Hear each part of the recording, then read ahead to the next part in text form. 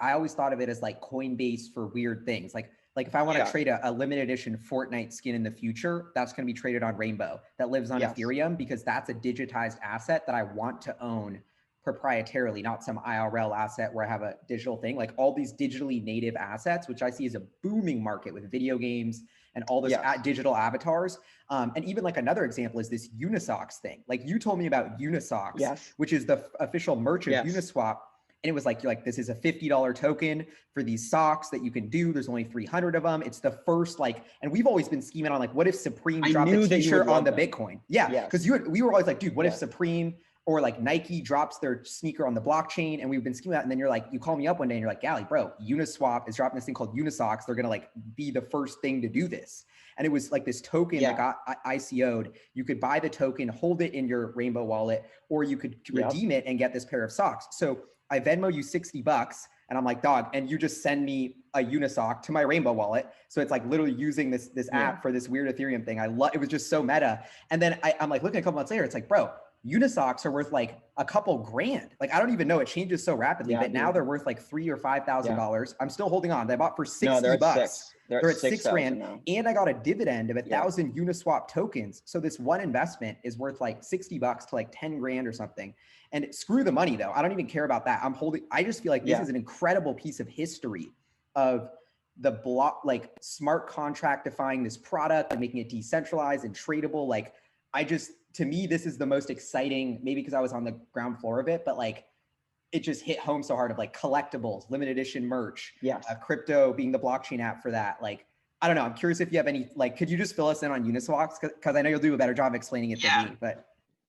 I mean, so I'm fascinated by some of these weird assets that are, I guess, like they're almost like experiments happening on Ethereum, right? And to me, that's like one of the reasons that we built Rainbow is that like we wanted to build something that kind of supported whatever you threw at it, right? Whatever new experiment was happening, we wanted to make sure that you had a product that you could actually, use that with, right?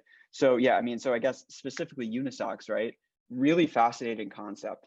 Think about it like Yeezy drops on the blockchain. But really what it is was basically Uniswap. We were talking about them before. They created this merch, right? So basically it's limited quantities. So there's only 500 total socks. They started, I think the listing price was $12 a pair.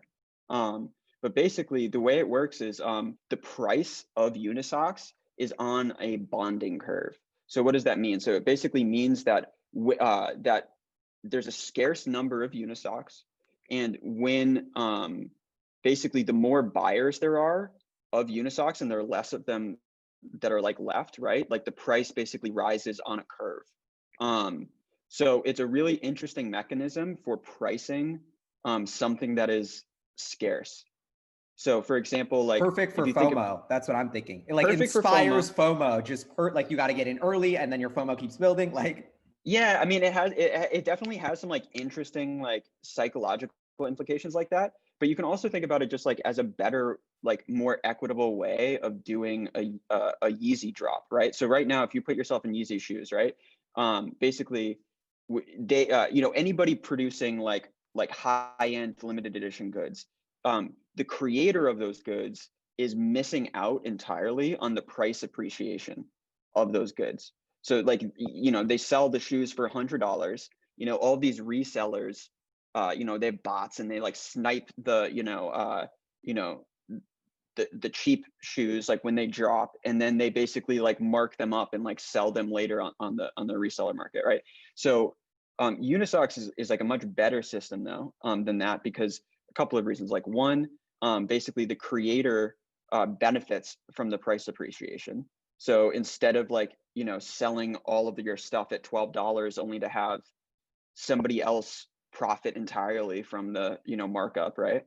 Two, basically it sort of cuts out at least resellers as a business. So basically like, traditionally like resellers, right, will like custody the shoes. Like they'll buy the shoes, they'll get them shipped to themselves or whatever, right? And then like mail them back out. With Unisocks, you never have to take custody of the physical good unless you want to. So you can just basically trade this like, IOU back and forth that represents the rights to that limited edition And good. it Does that floats make at the sense? market price. Like that's what's so dope. It's like Yeah, I have my token at any time I could cash it in for this 10 grand pair of cash it in. socks.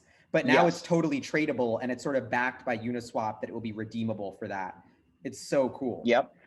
Other benefits, right? So because it's an ERC20 token, it's infinitely divisible, right? So basically, in order to redeem the token for a pair of socks, you have to redeem it in increments of, whole units. You have to, redeem one whole token, right?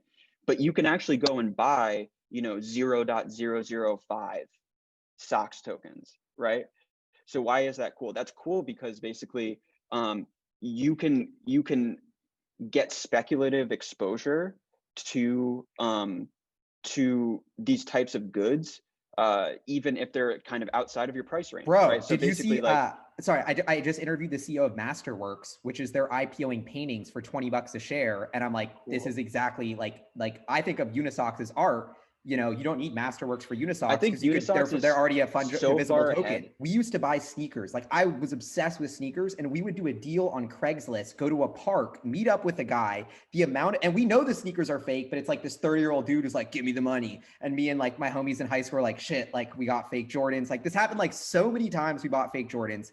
Then StockX comes out and you can they verify and authenticate the sneakers. That was totally changing the game for the way all this worked. And then eBay is actually copying them to do that now. But it's so interesting how we've seen that sort of trust system evolve. And this is already a billions of dollars market with all this friction. And so to me, I see like exactly what you're saying. That's why I was fascinated about Unisocks. It's not about the socks. It's about the technology behind this that is going to revolutionize a $5-10 billion like that's been constrained because it's not easy and doesn't work well.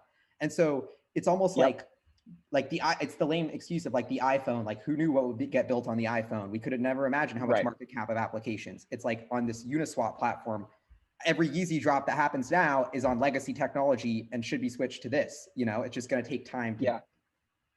Yep. So yeah, I mean, also the Unisocks model solves the authenticity problem as well.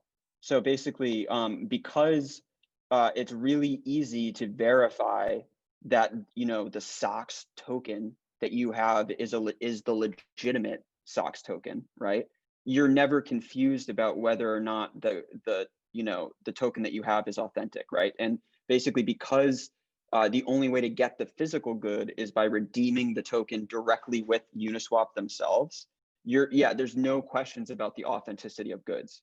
So I think that that's a big part of what it offers.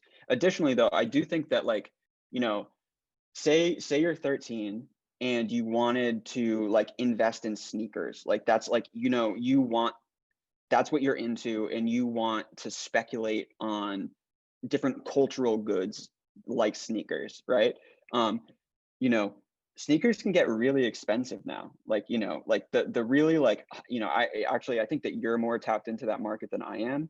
But they can Nike go for SB thousands Paris, of dollars. 20K a pair. I wanted to buy them at $5,000. They keep, that's. But basically, the idea that you can own a fraction of a socks token is really powerful because it essentially lets anybody, regardless of their capital,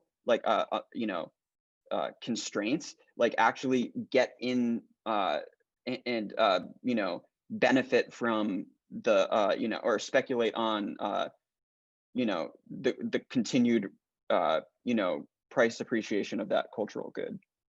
I think that that's really one of the coolest things about it.